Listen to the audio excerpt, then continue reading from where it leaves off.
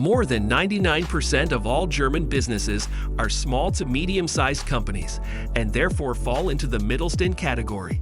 This is not so much the case in other countries, and in some. The German word has even been taken up into the local language because there is no exact equivalent for it. They range from small, innovative software smiths to globally operating mechanical engineering firms, right to venerable old artisan businesses and beyond. In purely statistical terms, any business with fewer than 500 employees is a small and medium-sized enterprise, or SME. But the term Mittelstand is often used to include much larger companies too, if they are run in the same spirit as a small or medium-sized enterprise.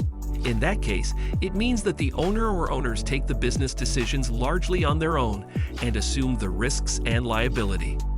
Most SMEs are working to secure the company's long-term existence and place great value on lasting relationships with customers, suppliers, and other businesses. As an employee of an SME, you are more than just one of many. Moreover, many SMEs take an active role in their regions by sponsoring education, culture, and sport. Many Germans' SMEs are technology-driven and therefore in line with the traditional German taste for inventing and tinkering. The main sales argument for their products and services is not usually one of price, but the quality and the large number of innovations that have found practical implementation. A large number of these companies are the European or global market leaders in their sector. Within the usually fairly small internal structures of these companies, numerous employees working in various disciplines, such as development, production, sales, and service, are involved in the innovation processes and play their part in innovation too. In fact, truly innovative products are often the work of so-called hidden champions. These companies are generally largely anonymous members of Germany's Mittelstand, yet belong to the top 3 in their sector worldwide.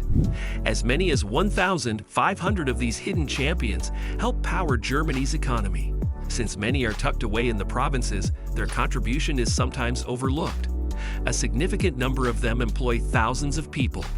As employers, they are much appreciated since they tend to have a long-term vision and generally provide secure and well-paid jobs.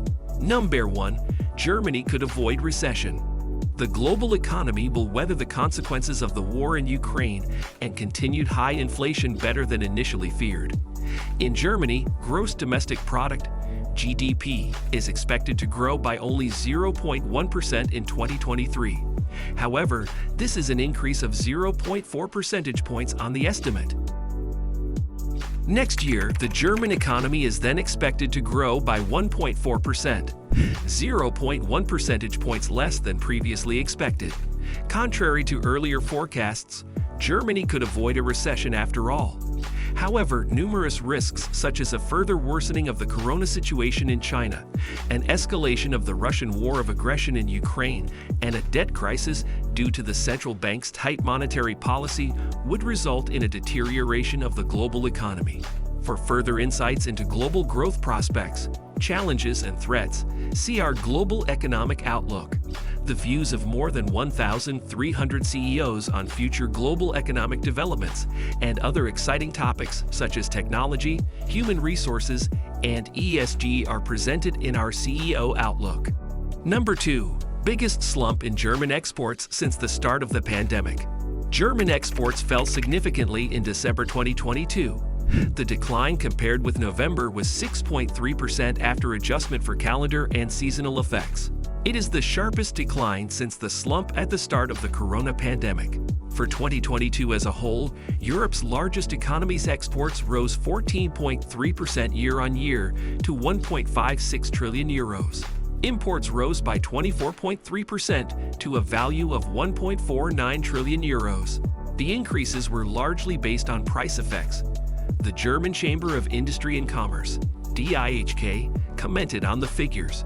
As with inflation, the development was mainly due to rising energy prices, it said. Last year's export balance sheet turned out to be worse than it seems, said Tanja Ganner, chief executive of the Federation of German Industries, BDI.